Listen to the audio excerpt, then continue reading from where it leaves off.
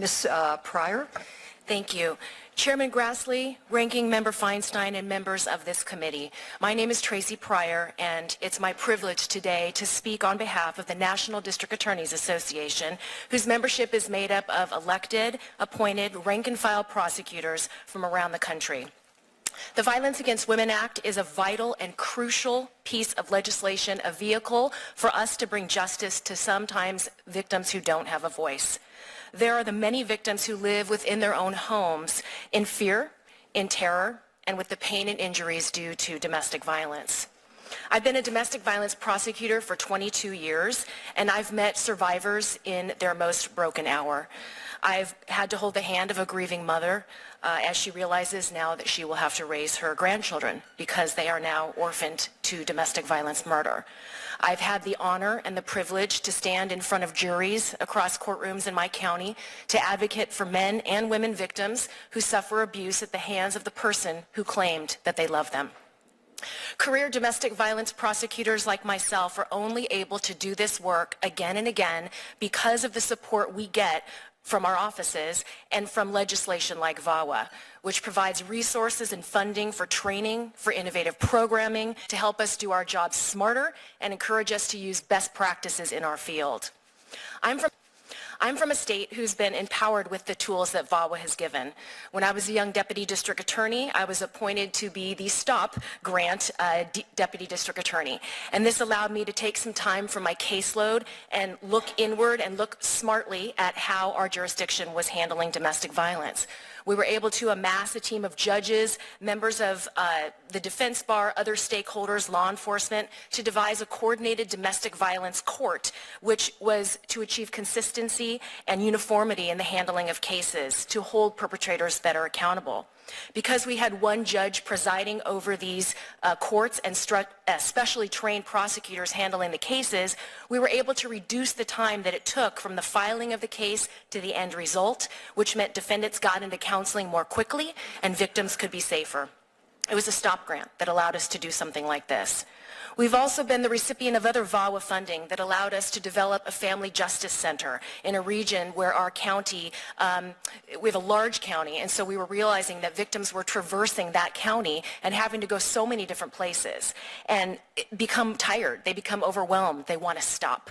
And the one-stop shop for victims is the best practice in the field. It is the model that works, and it is the model that provides the best outcomes. And while the children are in a friendly playroom, the woman can get everything she needs. The man can get everything he needs. The family can get everything they need. And that was because of a VAWA grant. VAWA encourages best practice and smarter prosecutions. We want all communities, large and small, to be able to benefit from this. It'd be wonderful to see full funding for programs that could take the current VAWA legislation to that next level. Some of those programs include Live Well centers. Let's put them on high school campuses. Let's put them on college campuses. Let's put them all over counties across America. We know that the Family Justice Center movement is the best practice in treating a whole family so that they can have a one-stop shop for services. Body-worn cameras have had a unique and direct impact in domestic violence cases because they are the raw footage into the violence. The use of body-worn cameras can take the pressure off of victims so that they don't have to testify in certain cases. And this piece of evidence provides the most accurate evidence in cases where victims may be too afraid to report or embarrassed to testify. Funding could encourage agencies to pilot body-worn cameras, but most importantly, help defray the cost of the data storage. That's the big issue, is the cost of the data storage. Non-lethal domestic violence strangulation. That piece we've been learning so much. Strangulation often does not leave visible marks on the neck, and the need for specialized training for first responders is key. In San Diego, we've been able to take that message. VAWA recognized the importance of it and made it a felony in the 2013 reauthorization. We've developed a San Diego countywide strangulation protocol for everywhere from first responders to the medical community. We are taking a look inward and saying, during the incident, did anything go around or against your neck? Because non-lethal strangulation is a severe predictor of intimate partner homicide. We've We've also liked to see forensic exams in domestic violence and sexual assault and strangulation. There's a lot in VAWA about sexual assault forensic exams. We'd like to see it in strangulation and domestic violence exams. And of course, the victim should never have to pay for this examination. We've come such a long way from the days where patrol officers would respond to a crime scene and basically say, could one of you just leave for the night?